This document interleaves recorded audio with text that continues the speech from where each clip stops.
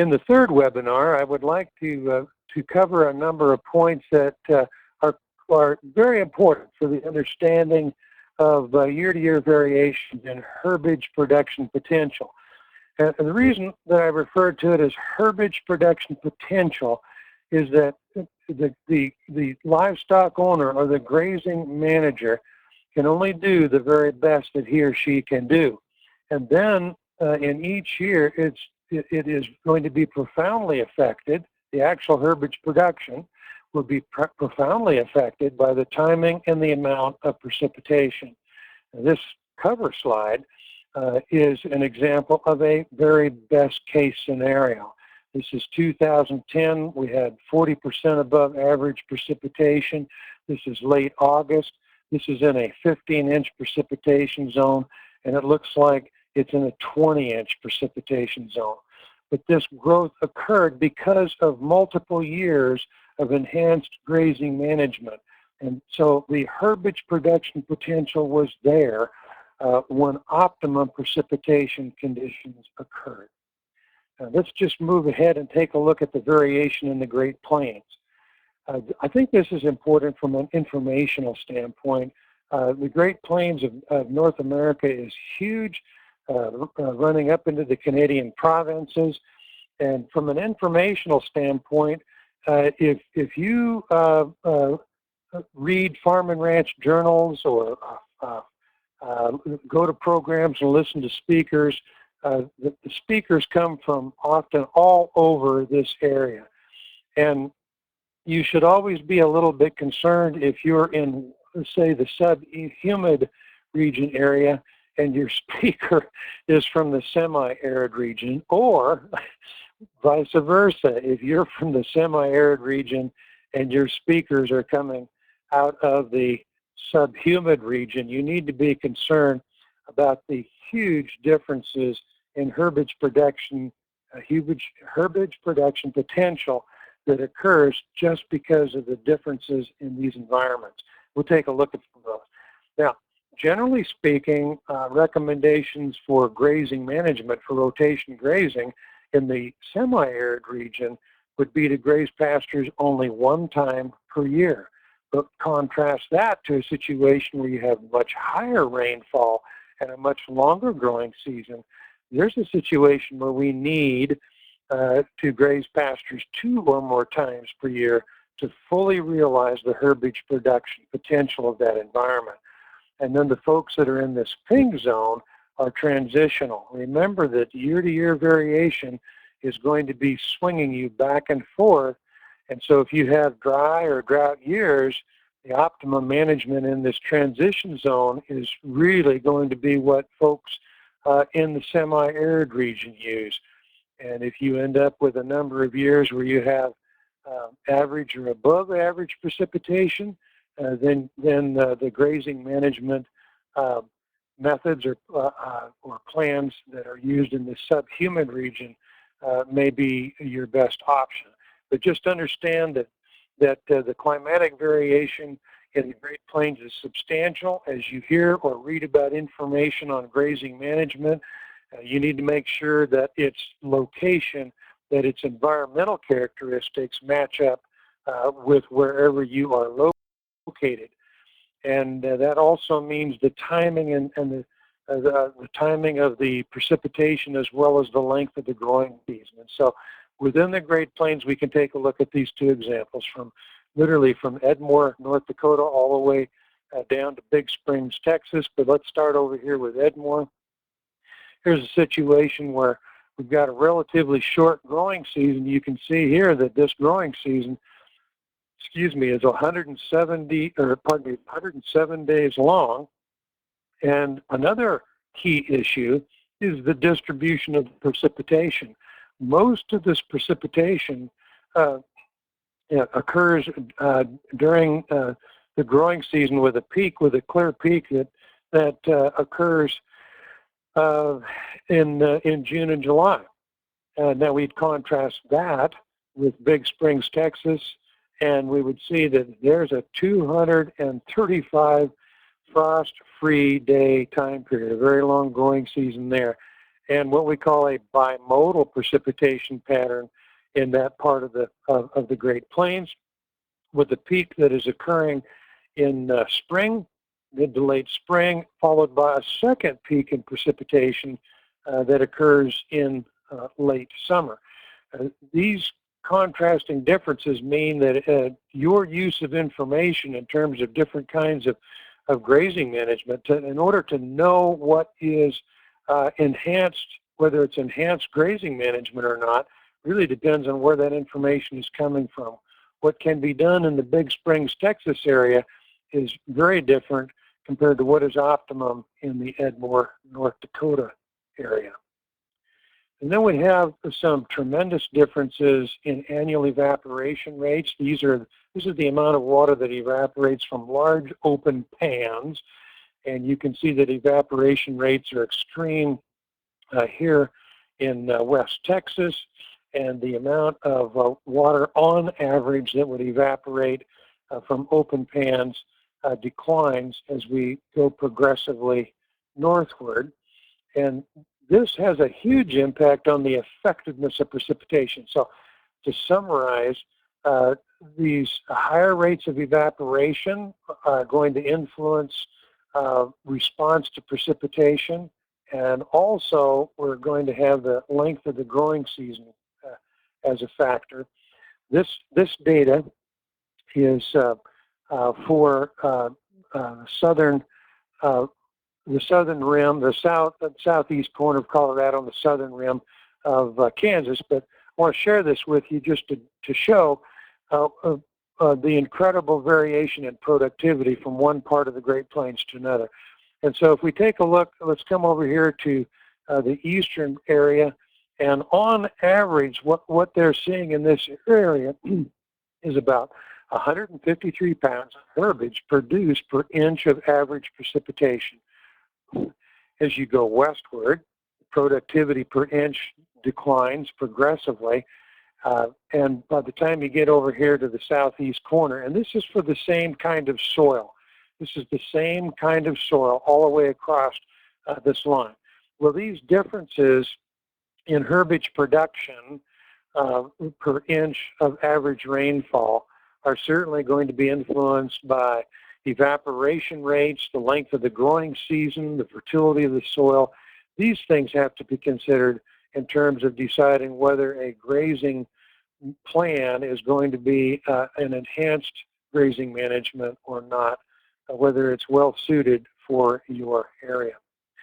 Here's really where the rubber meets the road. The rubber meets the road here in terms of herbage production potential, because you need to know what can you influence in this landowner livestock owner relationship, this grazing lease that you're working on. What can you influence?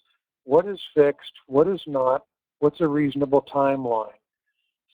So let's take a look at these different issues.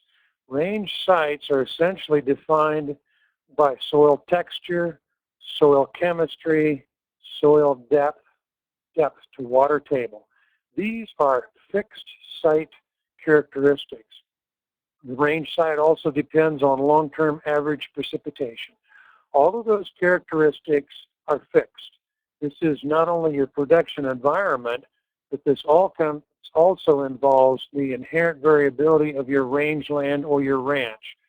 Now, in the sand hills, sand is the prominent texture, without a doubt. But outside the sand hills, you can have substantial variation, and you can have sandy and loamy and even clayey, and those soil textures can have a profound impact. This issue of range condition and the next two controlling factors are in the hands of the livestock owner. Range condition can be improved. It's reasonable to expect improvements in rangeland condition with enhanced grazing management methods. But the critical issue is to have an assessment of your rangeland and know what the likely recovery rates are going to be. And those issues were discussed in webinar number 2, where I encouraged you to find people that have many years of rotation grazing experience. They know what kind of species need to be there for reasonable rates of recovery to occur.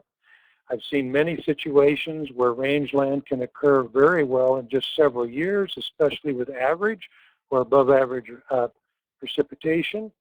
I've also seen many areas outside the sandhills of Nebraska that are going to take decades or even a lifetime for substantial recovery in range condition.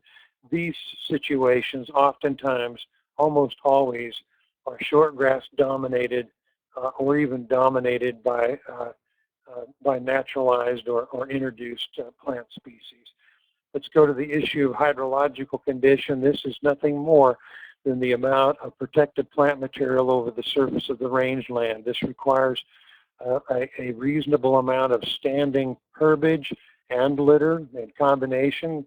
That standing herbage needs to be current year and past years, and then litter in between the plants. This can be profoundly impacted by grazing management every year, and the plant vigor. Plant vigor is essentially a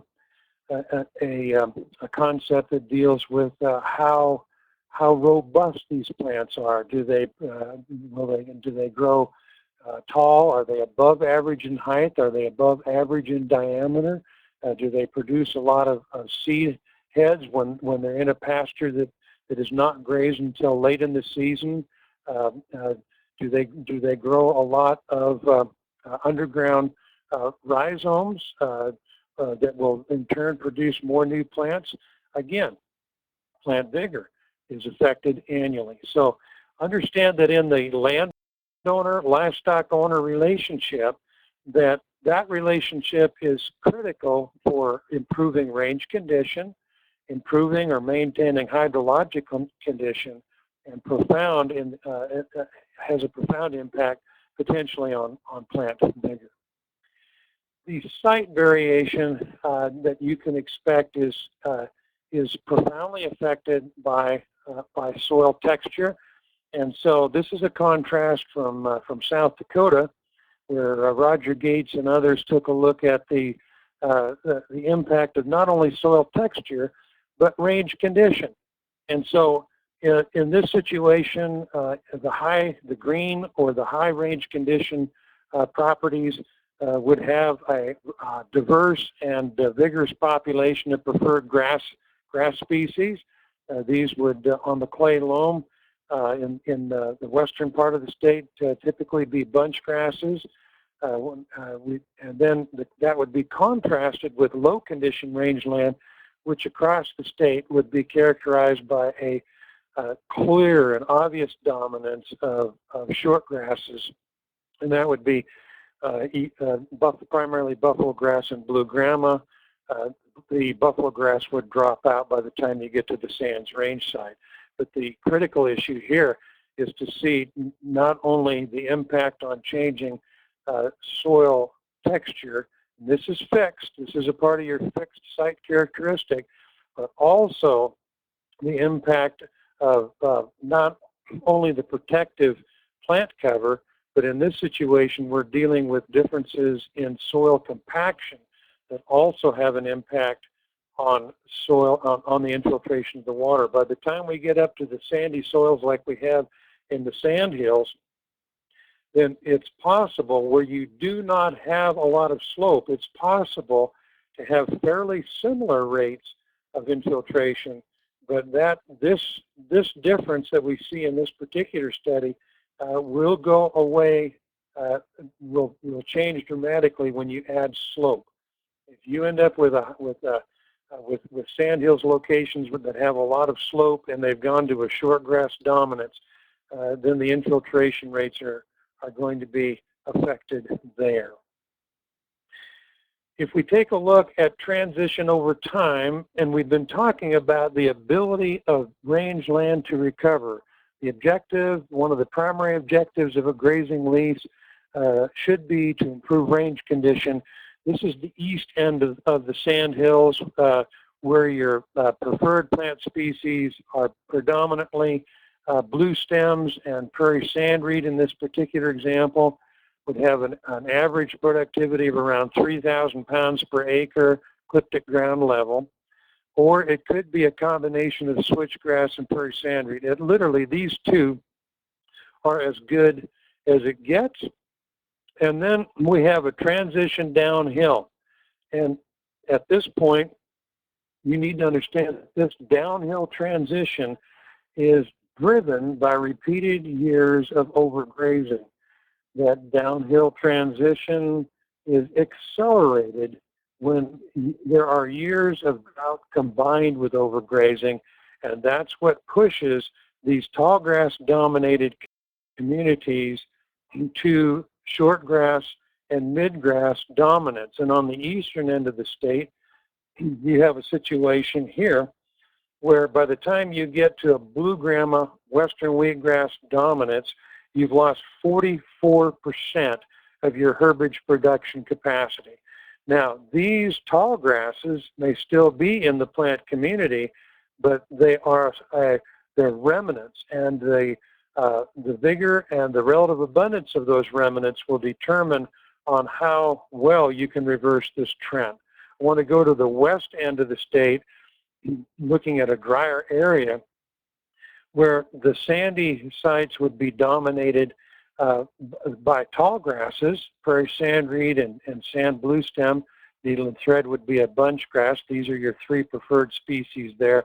You can see that the productivity is considerably lower here on the west compared to the east end of the state.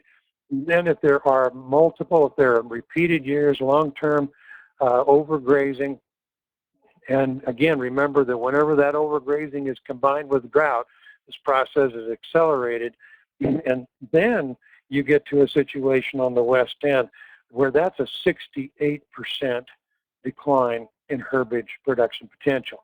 You definitely want to avoid these situations. Grazing mistakes can be very detrimental to the landowner, and they will ultimately be detrimental to the livestock owner. But for the very best relationship between landowners and livestock owners, everything should be done to reverse this process and minimize the likelihood of reducing or losing these species altogether. And the reason is below the soil surface. You're only going to get so much precipitation no matter where your rangeland is located. And this is an example of just how deep and extensive the root systems are for 4 different species: sand bluestem, prairie sandreed, little bluestem, and blue grama. Now, the sand bluestem and the prairie sandreed are tall grasses, warm season tall grasses. Clearly, the blue grama is a short grass. The depth of these root systems is what you would expect in the best case scenario. This is not an overgrazed plant. This is a normal, healthy root distribution for short grasses. And so when rangelands are overgrazed long term and these tall grasses are reduced or eliminated, then the moisture that is deeper in the profile becomes completely unreachable. A very critical concern, a very strong point of support for improving range condition, moving into this kind of a situation, moving back towards or maintaining the situation where you've got good roots and deep and extensive roots in the profile compared to the short grass dominance. I've been using this word overgrazing extensively, and I think it's a good time to talk about the multiple dimensions of overgrazing. And the first characteristic of overgrazing is a direct physiological impact. And I would describe it this way, that it's a timing and a level of defoliation beyond which preferred plant species cannot fully recover before livestock return to the pasture to remove more green foliage. That's a long definition, but this is a webinar, and you can look at that slide for as long as you would like. The important thing to understand is that there are two major categories of effect. There are two ways, two things, two major events going on when we have overgrazing.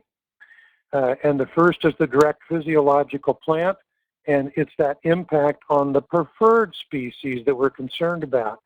Many preferred plant species are so highly preferred that they tend to be grazed heavily no matter how long the cattle are in a pasture, even for relatively short periods of time. In the semi-arid region, these preferred species will need to have an adequate amount of non-grazing time or deferment in order to fully recover. The other area, major impact of overgrazing, is the microenvironmental impact, or the environment, the plant growth environment. Take a look at that plant growth environment in two ways. Basically, this occurs because overgrazing is not leaving enough litter and standing residual or plant material to do two important things: optimize the infiltration of rain and snow water, and secondly, to minimize soil temperature extremes, soil surface temperature extremes. So we've talked about how soil texture has a big impact on infiltration, but the impact of protective plant cover is profound on almost all range sites, and it's only on relatively level sandhills rangeland where you have less of an impact of residual plant material on infiltration, but not in terms of minimizing soil temperature extremes in that surface soil on the top, several inches of the soil. You may be able to get by in terms of minimal impacts on infiltration in the sandhills as far as infiltration, but you will not avoid this problem, and that is soil temperature extremes in the soil surface. So in order to talk about or summarize comments about enhanced grazing management, I'm just going to focus on semi-arid rangeland in this webinar. And I want to emphasize that it's absolutely critical to have a deferred or a rest rotation grazing plan in order to provide time for plant recovery. The simplest way to explain this is that you cannot get any recovery in the preferred plant species without excluding livestock during the growing season, and it needs to be during the rapid growth season. May, June, and July are especially critical. You have to provide every pasture with an opportunity for preferred plant species to recover. And this is an important point. We've been talking about this. All you can do as a livestock owner is provide the opportunity for recovery, because you have no control over the timing and quantity of precipitation. But if that opportunity is provided in every pasture on a regular basis, you have good reason to expect that you will have enhanced grazing management, you will maintain high levels of plant vigor, and you will have very good hydrologic condition, and your range condition will be high, and your herbage production potential will be very good. So when we take a look at and I want to emphasize semi-arid rangeland, it's very important for us to use deferred or rest rotation grazing each pasture only one time each year. And we need to do this in a way, we have to have a large enough number of pastures that we need to have 4 or more pastures so that we can change the timing of grazing every year, and we can provide that growing season deferment every 3 to 4 years in every pasture. Plant recovery requires 2 important environmental variables to be in sync. And the first one is that we need to have favorable air temperature. Our preferred plant species may be cool season, they may be warm season grasses. And within those 2 categories of cool or warm season growth, Then we also have early and late developing species within those two categories. The cool season species tend to grow most rapidly during May into mid-June, and the warm season grasses grow most rapidly, and I'm talking about the semi-arid region of the central Great Plains. Most rapid growth for the warm season grasses typically being in June and July. So we need the favorable air temperatures for our preferred species, and we need to have abundant soil water. If we don't have concurrently favorable air temperatures and abundant soil water, we have no plant recovery. And because of that, this point at the bottom becomes critical. It's so-called rest days that are without substantial plant growth are meaningless. So don't be impressed by conversations where people are talking about giving pastures hundreds of days of rest. Most of those days of rest are meaningless unless they are occurring on a regular when we have air temperatures and abundant soil water. Now, the last thing I want to say, and this certainly is something you could put, and I would encourage you to put into a grazing lease. Now, the data is for the Ray, Colorado area, but this location has both sandhills and loamy rangeland. But this is an interesting data set. It's a little less than 90 years of data. And what you're seeing here is a graph that summarizes the percentage of long-term average precipitation. The two green bars in the middle are literally the range of the long-term average, the mathematical average of these two bars, and this is done in 10% increments. So 20% of the years are falling, have been put into this mathematical average of 18.5. But take a look at what happens in this particular area. And I think it's not difficult to put this graphic together, and I think it ought to be put together, and it ought to be a part of every grazing lease, so that and it's very helpful to look at for both the landowner and the livestock owner to be able to say, you know what, over the last nearly 90, and some weather records will go 110 years plus, over the last near decade, this is what has happened on this ranch or on this rangeland. And just note up here that for the Ray, Colorado area, about 23% of the years during the last 9 decades or so have been above average. And the percentages of years are on this graph over here on the left-hand side. This scale is your percentage of years. And so these bars, the sum of these bars is totaled in this 23%. When we go over here to the right and take a look at the dry to drought years, now we see that dry to drought years in the last 9 decades have occurred 46% of the time compared to the long-term average mathematical year.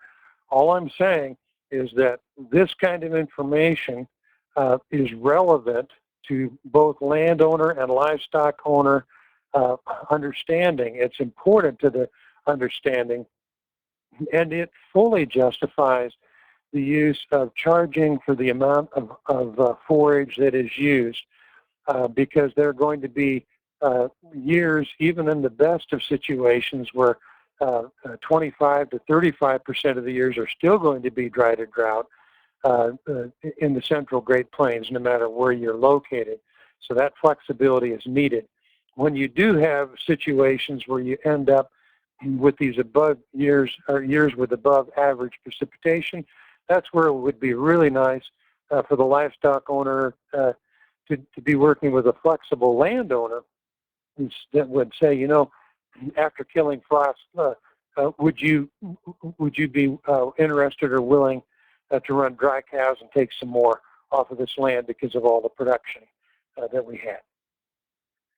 So in summary then, when we take a look at rangeland herbage production or forage production potential, we need to always keep the following points in mind. There are indicators, there are reliable indicators of resilient rangeland. And the first of those is these are just simple points. The preferred grasses are diverse, they're vigorous, they're relatively abundant. And so the challenge that you have in this landowner-livestock owner relationship is that you have to know what your preferred grass species are. You have to be able to identify those. And it becomes very beneficial when the livestock owner is able to identify these preferred grass species both before and after seed heads are produced. The other issue that we've talked about throughout the 3 webinars is the importance of the residual herbage.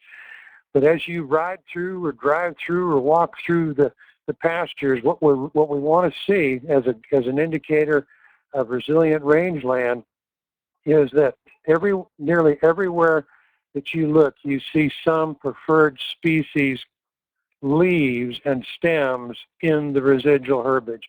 The residual herbage is just what is left after grazing. And without a doubt, the greater the diversity of native species, not just grasses, but grasses, the sedges, forbs or wildflowers, and in some cases there would be some shrubs. But the greater the diversity of those native species, then we know the more resilient your rangeland will be. So these are issues that are very much related to herbage production potential. I would encourage you to look these pieces of information over. And I believe that when you have time to look at all 3 of the webinars, that you will see that clearly there is information in this set of 3 that will be very helpful for landowners and livestock owners, and certainly better understanding of the forage resource can only improve the relationship and increase the odds of developing long-standing, beneficial grazing plans and business ventures between landowners and livestock owners.